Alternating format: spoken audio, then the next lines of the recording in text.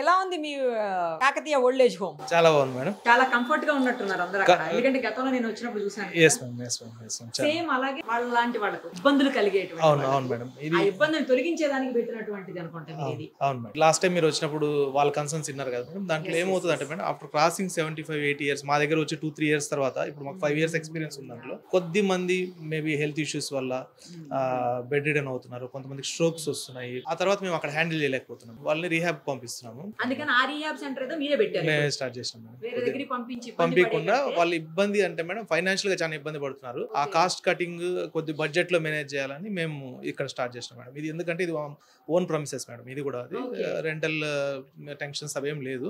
But మేము budget లో వాళ్ళకి సర్వీస్ ఇవ్వగలుగుతాం అనే కాన్ఫిడెన్స్ తో పెట్టాం. మీరు ఒక్కసారి చూడాలి సర్వీసెస్ చూసిన తర్వాత. ఇది గ్రౌండ్ ఫ్లోర్ కదా? Ground floor madam. ఇది cabins, consultation cabins.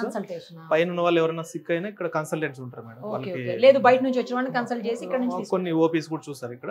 Doctors available ఉంటారు మేడం, అవైలబుల్. ఫిజియోథెరపిస్ట్ 24 hours ఉంటారు మేడం. ఫిజియోథెరపీ సర్వీసెస్ కూడా మాకు round the clock available.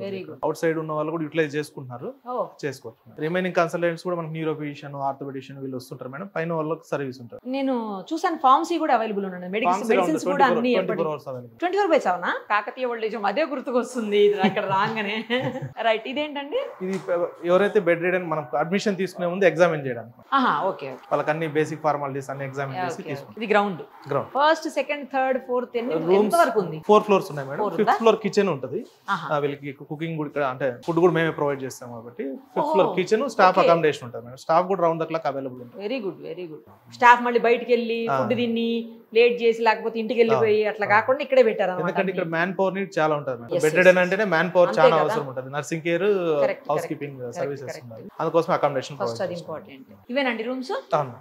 Okay, ఇలా ఎన్ని రూమ్స్ ఉన్నాయండి? మొత్తం 30 rooms ఉన్నాయి. అన్ని ఇండివిజువల్ రూమ్స్. ఒక 2 డార్మెంటరీలు కూడా ఉన్నాయి. సపోజ్ అఫోర్డబిలిటీ తక్కువ ఉన్న వాళ్ళకి షేరింగ్ కూడా ఇస్తున్నాము.